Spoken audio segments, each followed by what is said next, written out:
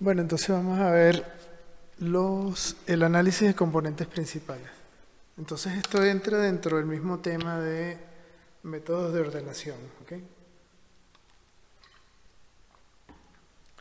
Vamos a ver cómo aplicar componentes principales al mismo problema que teníamos anteriormente de ver las diferencias o estudiar la composición de especies en diferentes muestras.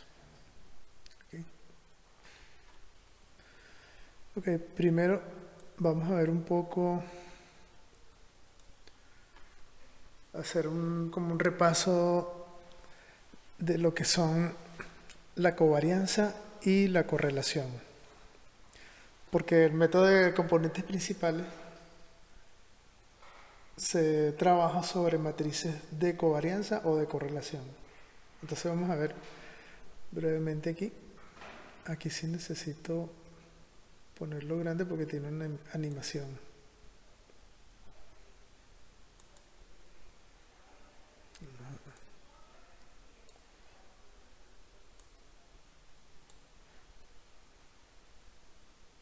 Ok. Bueno, imaginemos que tenemos acá, esta figura aquí representa como una nube de puntos. ¿Ok? Y aquí hay dos variables. Están representadas cada una por un eje. Entonces los dos, digamos que tenemos una serie de puntos que tiene valores en cada una de esas dos variables. Y tiene esta forma de acá.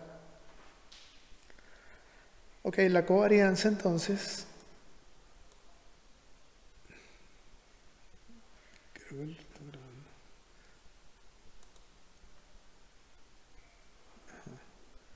La covarianza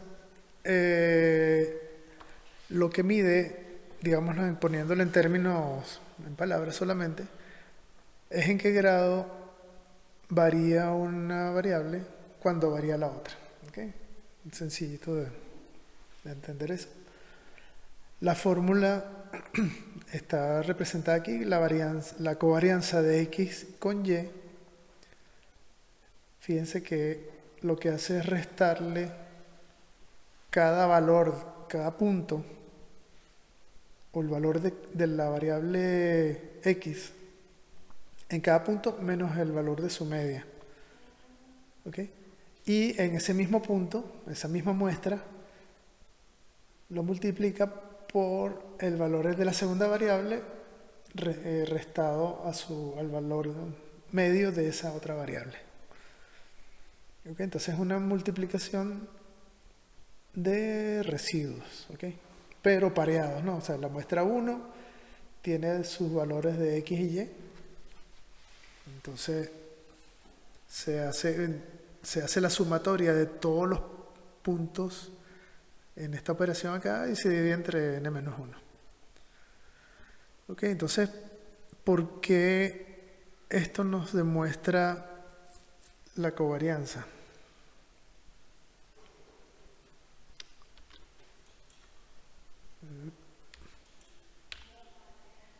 Ya, que no avanza. Ok, imaginemos que tenemos este segmento de acá. Ok, supongamos que la media está aquí en el centro. Pero en realidad no importa dónde esté, se va a cumplir esto. Todos los valores en este segmento, en esta eje de acá, hacia este lado, van a ser mayores que la media, ¿ok? Porque la media está aquí. ¿Okay? Entonces, esta fracción de acá, este componente de acá, en este cuadrante va a ser siempre positivo. ¿Ok? Por su parte, la Y, que se va a distribuir aquí, todos los valores en este segmento del eje de acá también van a ser mayores que la media. Por lo tanto, cuando tú restas cada uno de sus valores por la media va a ser siempre menor que ese valor. Entonces, siempre esta resta va a ser positiva. ¿Okay? Entonces, en este segmento de acá, este producto siempre va a ser positivo. ¿ok? Porque vas a multiplicar dos cosas positivas, siempre te da positivo.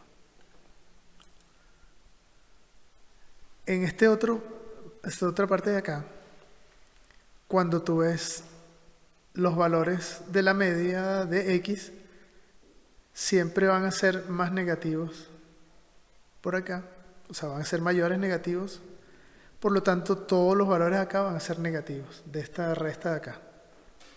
Perdón, aquí la x en este sentido, ¿no? O sea, x y menos x media en todo este segmento del eje va a ser negativo. Y lo mismo para la y. La y aquí siempre va a ser más grande que la media, siempre va a ser negativo. Pero cuando haces la multiplicación, siempre te va a dar positivo, ¿ok? Menos por menos. Entonces, a lo largo de toda esta distribución de puntos, este producto aquí va a ser positivo, ¿ok? Entonces, ¿qué pasa? El signo de la covarianza me va a decir cómo es la relación entre estas dos variables, ¿ok? Me va a decir que cuando una crece, la otra también crece. Entonces la covarianza aquí siempre es positiva. ¿Qué pasa si tenemos esta otra forma de acá? Haciendo esa misma lógica, los valores de la x de este lado siempre van a ser positivos. Pero los de este lado, la resta siempre va a ser negativa. ¿Okay? Entonces al multiplicar acá, este producto siempre es negativo. Y lo mismo de acá, ¿no? Entonces el valor de la covarianza es negativa y comparando estos dos podemos concluir que cuando la covarianza es positiva, la relación entre estos dos es positiva. Es decir, cuando uno crece, el otro crece. Y el contrario acá, es negativa, lo que nos quiere decir que cuando uno crece, el otro disminuye. Esa es la relación inversa. Y en caso de que los puntos están distribuidos homogéneamente en todo el gráfico, o sea, no hay ninguna tendencia, entonces esa covarianza nos va a dar cerca de cero, ¿okay? Dependiendo de qué tan parecido. Digamos que el círculo es el cero perfecto. Cualquier cosa parecida a un círculo va a dar bastante cerca de cero. Entonces, en este caso podemos decir no hay ninguna relación entre esas dos variables. Ok, la correlación, por su parte, lo que hace es que toma la covarianza y la divide entre las varianzas de x y de y. ¿Okay? Porque ¿qué pasa? La magnitud de esta covarianza es difícil de interpretar. ¿Por qué? Porque las unidades de cada una de estas variables puede ser muy disímil. ¿Okay? Aquí puedes tener temperatura y aquí altitud. O gramos contra kilómetros, cualquier cosa. Entonces la magnitud de este valor va a depender de esas magnitudes de las unidades. Por lo tanto, puedes decir que es positiva y negativa, pero no mucho más allá. ¿Okay? En cambio, la correlación la estás estandarizando, dividiendo la covarianza por las varianzas de cada una. Entonces, esto es proporcional a las varianzas. Ya le quitas el factor de la variación, de la unidad de medida o de la variación intrínseca, aunque estén en las mismas unidades, pero bueno, puede haber puntos que sean mucho más variables que otros. Entonces, al utilizar la correlación, es como una covarianza estandarizada. ¿Okay? Ahora, esta correlación va a estar entre entre menos 1 y 1. ¿Okay? Entonces, la interpretación es que, bueno, si es positiva, saben que la relación es directa, cuando una variable aumenta la otra también, pero mientras más se acerca a 1, más fuerte es esa relación. Negativa también, mientras más se acerca a menos 1, más fuerte es esa relación inversa. Y los valores cercanos a cero se interpretan igual que la covarianza, ¿no? Que no hay relación lineal entre las dos variables. Bueno, entonces, ¿por qué entonces utilizar, cuál es la importancia de la covarianza y la correlación con el análisis de componentes principales? Y es que el análisis de componentes principales utiliza matemática de matrices y en el caso específicamente matrices de covarianza. ¿Okay? Entonces, puedes utilizar cuando, por ejemplo, tus unidades tienen la misma unidad de medida, las variables, o los datos son muy similares por alguna razón, puedes utilizar una matriz de covariables. ¿Okay? Pero si son muy disímiles, entonces tienes que utilizar la correlación, que es una medida estandarizada. Hay como un zumbido, ¿verdad? Sí. Creo que son esas luces. Ok, entonces ya vamos a ver un poco qué es esta construcción aquí, cómo se construye.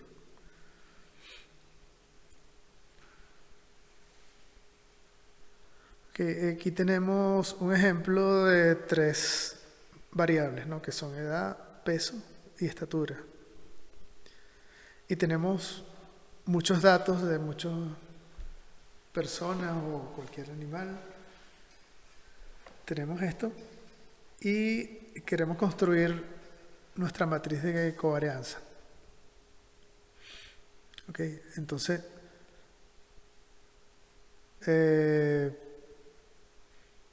esta matriz como está acá nos dice que, fíjense que es una matriz simétrica. ¿Ok?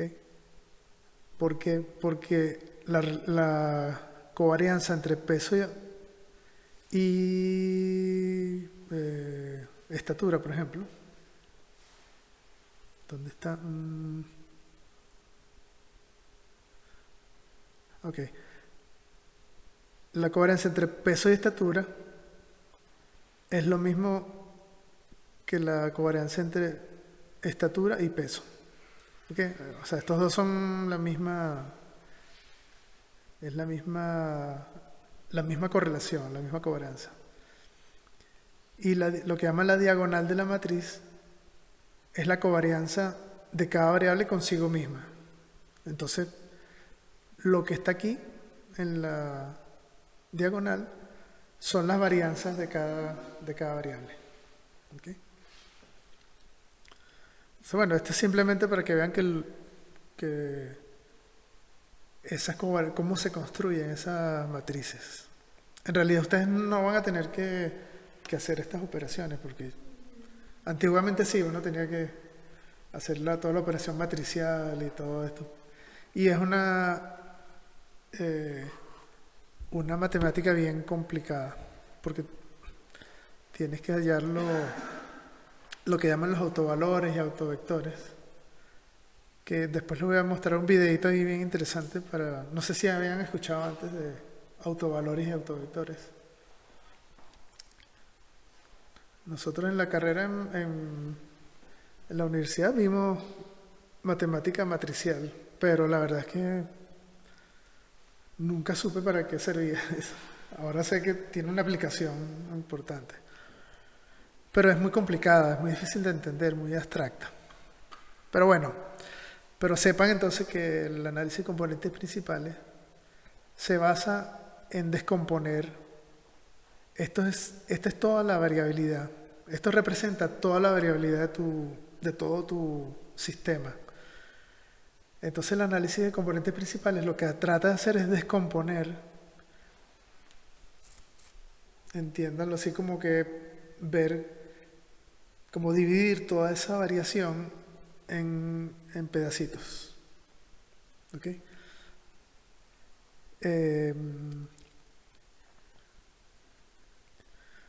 Ok. Entonces, bueno, por otra parte aquí tenemos la matriz de correlación sobre esos mismos datos que teníamos antes. Aquí está la matriz de covarianza y acá la matriz de correlación. Entonces, fíjense que la de correlación, el máximo valor es 1, y esta diagonal aquí, todos son 1 porque la correlación de cada variable consigo misma es 1. ¿Okay? Entonces aquí uno puede decir, bueno, cuáles son las las variables que están más correlacionadas y todo esto. Pero eso no es lo que nos interesa aquí, ¿no? En este momento. Aquí están las fórmulas para calcular cada una, pero sepan que hay una fórmula, que hay una función. Ok. Al hacer el análisis de componentes principales hay una serie de pasos. Que primero, organizar las matrices o las tablas con los datos. Okay, vamos a tener que las filas son nuestras observaciones y las columnas van a ser nuestras variables. Después vamos a normalizar.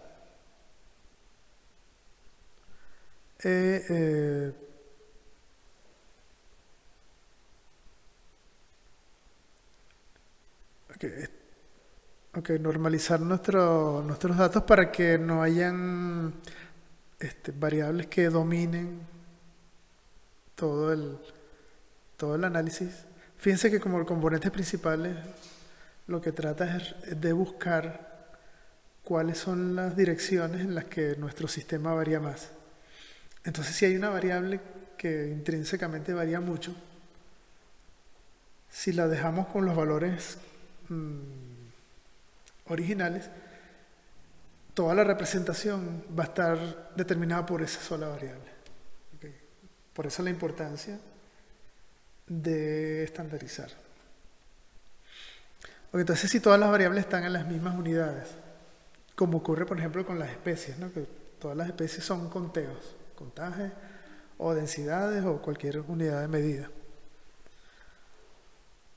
O cuando pueden estar en unidades distintas, pero los números son similares.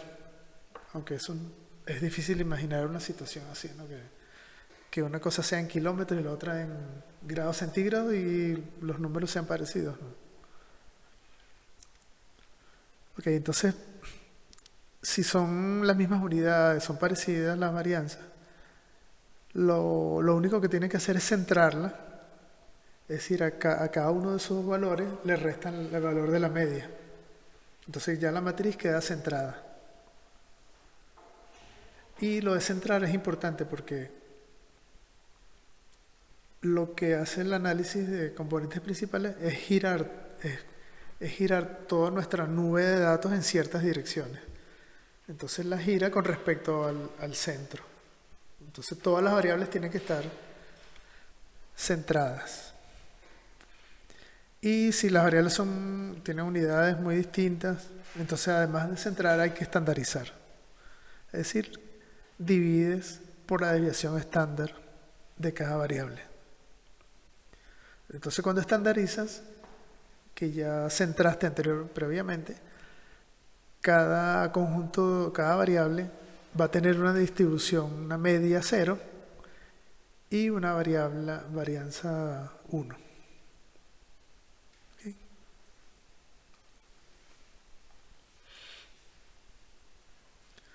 Después, bueno, se calcula la matriz de covarianza o de correlación. Y el PCA lo que hace es encontrar las direcciones de máxima varianza. Porque como les dije antes, la dirección de máxima varianza está metida dentro de la matriz de varianza-covarianza. ¿Okay?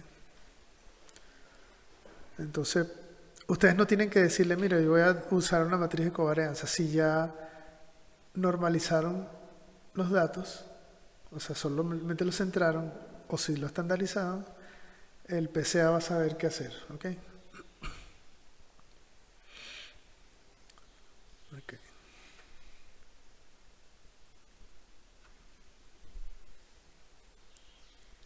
Entonces, todo el centro de la operación de PCA es calcular los eigenvalores. Esto es lo mismo autovalores y autovectores. Pero en inglés lo llaman eigenvalues y eigenvectors. Eso lo van a ver en la literatura, sí. Pero es equivalente a autovalor y autovector. Entonces, la descomposición de esa matriz que le había dicho antes se llama eigendescomposición. Calcula los autovalores y los autovectores a partir de la matriz de covarianza o la matriz de correlación. Y entonces esos autovectores van a ser los nuevos componentes principales. Es decir, los nuevos ejes sobre los cuales se van a distribuir todas nuestras muestras y todas nuestras especies o variables. Y los autovalores van a representar cuánto de toda la variable está explicada por cada uno de los componentes. Entonces recuerden, los componentes principales van a ser los nuevos ejes de ordenación.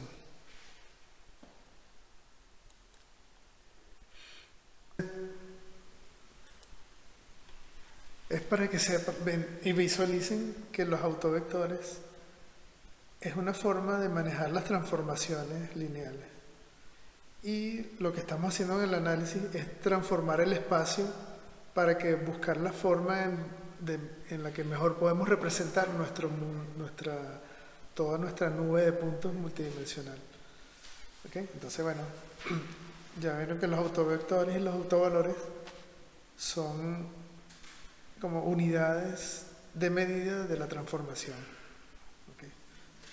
Entonces, bueno,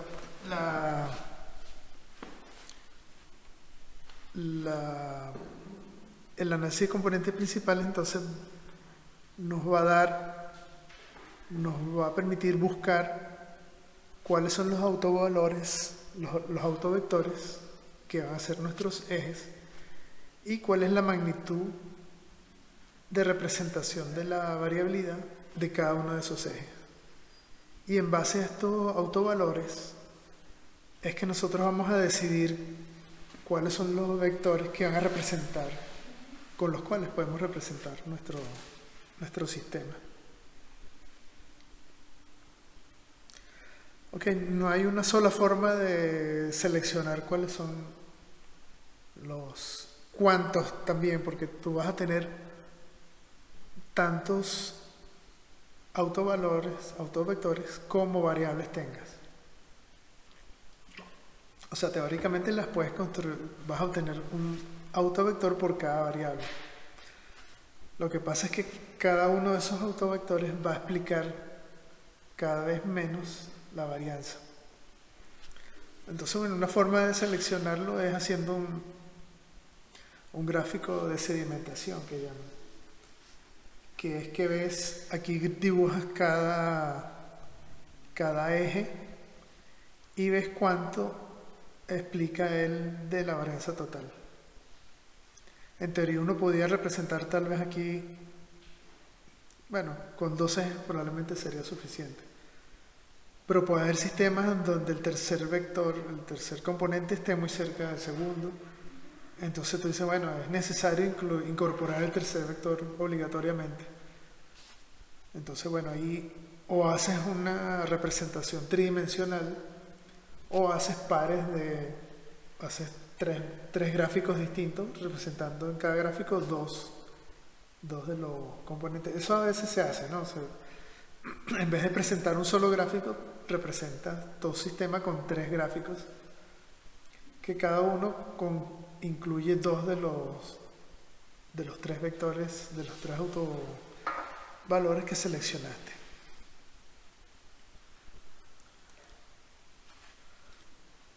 Ok, aquí tenemos este es el mismo, la senoclina del lago ese que vimos en la primera clase. Entonces, suponiendo que tengamos, estos son 12 puntos, contando creo que están los 12 puntos ahí. Bueno, 7 sitios de muestreo. ¿Ok? 12 sitios de muestreo. Y están representados por medio de un análisis de componentes principales de esta manera aquí. Es decir, con el análisis encontramos los ejes, vemos las proyecciones y nos da esta forma aquí. Sin embargo, fíjense que estas especies de acá están como en el lado extremo de la distribución de la especie 2 y de la 1. Pero no hay ninguna razón evidente por qué pensar esto. O sea, si ¿por qué este de acá es el más distinto de estos que están en el medio? O sea, no hay una razón aparente. Y la cuestión es que esto es un artefacto, como vimos anteriormente con los componentes principales. ¿Se acuerdan que había el efecto de arco? ¿Okay?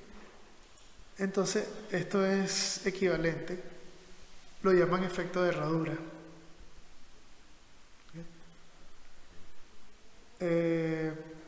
Pero está basado, según parece, en el mismo problema, ¿no? Que es componentes principales requiere de relaciones lineales. Es decir, cuando una variable, un gradiente aumenta, la tendencia de la especie también aumenta o disminuye, pero siempre es monotónica, o sea que no es que tiene un máximo y después disminuye. Entonces, pero bueno, la mayoría de las especies no tiene esa distribución así, sino por lo general son especies que tienen un máximo a lo largo de cualquier gradiente. Si es un gradiente de altitud, bueno, no es que lo vas a encontrar siempre mayor en mayor altura, sino que va a haber una altura óptima, por encima de esa altura, bueno, va a disminuir.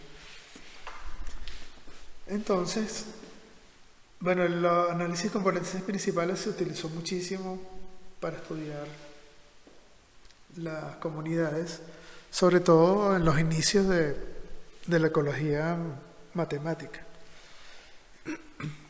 Pero debido a este efecto de herradura, ya se vio que no es un método muy adecuado.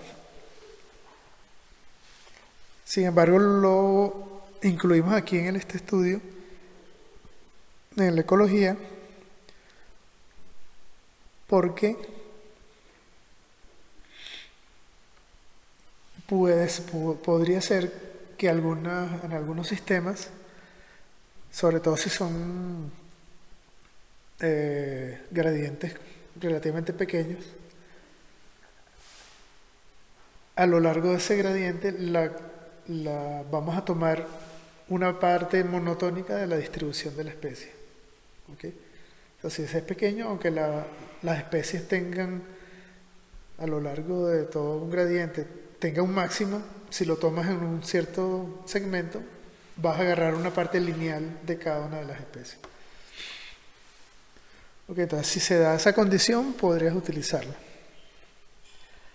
Pero, más importante que eso, porque después vamos a ver que hay herramientas más adecuadas para representar las comunidades, es que si los factores físicos variables sí pueden tener una relación lineal con los gradientes. ¿Okay? Entonces, muchas de estas relaciones son lineales, es decir, la temperatura va a disminuir a medida que aumentas la altitud, no va a haber un momento en que deje de disminuir la temperatura y aumente de repente. Entonces, si con las variables ambientales, físicas, digamos, o químicas, que no sean biológicas, sí puede ser aplicable, ¿no? De hecho, se utiliza bastante en eso. ¿Okay? Ok, entonces parte de la aplicación del PC lo vamos a ver vamos a hacer un ejercicio práctico y vamos explicando ahí mismo las cosas.